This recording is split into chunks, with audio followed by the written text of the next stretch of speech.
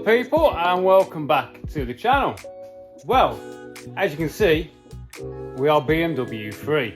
Hey, ain't bad, is it? Right, so BMW's gone back to my mate's house. There's still a couple of bits I've got to do, like the Evo strut tops, but I can't do them here because then the car will become a non-roller. So I've got to do them at his house before we send it for blasting, paint and start assembling.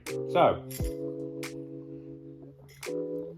probably a week ago, I had the falling brackets come from Urgefab, Matt at Urgefab. So my mate Elliot CAD'd them, Matt cut them, and we've got them here. So what we're going to do is we're going to check them over, do some machining, make sure they're proper, try them on the car, and then in the next hour I'm actually going to get the blue Mini back. So, but that'll be a different video and we'll work through what we've got to do with that. But now the BMW is gone, we can resume. My YouTube channel has taken a massive hit, massive. The algorithm does not like you having a break, in the slightest. So my channel has dropped off like a stone. And the issue with that is that YouTube then stops promoting your videos. So it's going to take ages to get back what I had. Right, so I hope you like this little video. It's going to be a lot of pictures, bits and bobs, because I've actually already done the work. It's all here, it's all nice and done. But I didn't really record any of it because I'm a bit of a donut and I'm sort of out my rhythm. And then we've got to crack on with this. There is the subframe for it. That is a all-speed frame running a Honda B series, I think.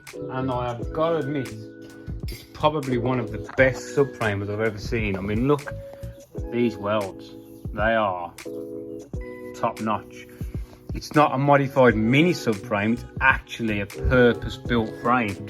And the welds are really nice. It's a well-made frame. Don't get me wrong, it's freaking heavy. It's got some weight in it, I ain't gonna lie.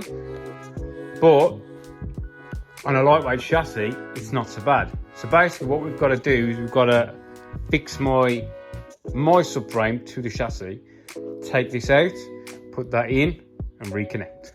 Right, I hope you like this little quick snippet video because I've actually got stuff to do, and then we're going to get the blue one back, get pushing. We need to get weight out, even though I'm putting a bigger fuel tank in. You'll figure it out, it'll work. Right, and then we're going to get some racing done. I hope you like the video, and I'll catch you in the next one. I'll say that now because I don't say it at the end. See you later, people.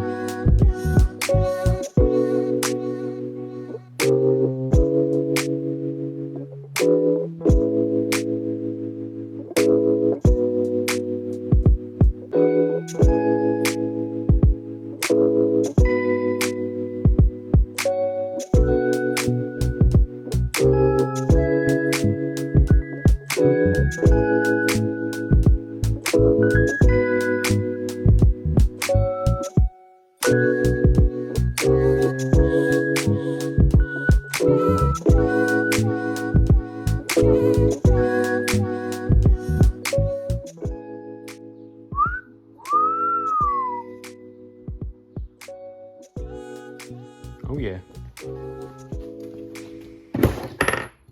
Right. So the machining work is done. So these I have cut from Matt at Urgefab. So my mate Elliot did the CAD work, Urgefab did the cut. Now they've all been machined. You could have run it as it was, but all the edges had a taper. So I went above and beyond, as I always do, to get it to where everything is perfectly measured Like everything's at the right, that there is a perfect 90-degree angle. And then you've got these, which are my falling brackets for the axle. They are a lovely fit, yeah, because we don't want any slop in any of these, yeah. So basically all of those go on there. They have a nice tolerance to them.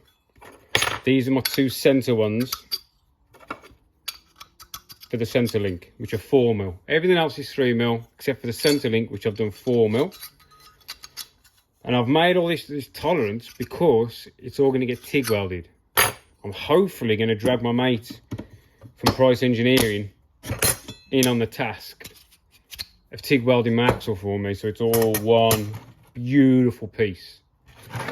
These are the backs of these, and there's a 1.5mm overlap on the back, like that kind of thing. And that sits on the bottom of my chassis, and that sits in the tube. Now there's an important dimension on this one.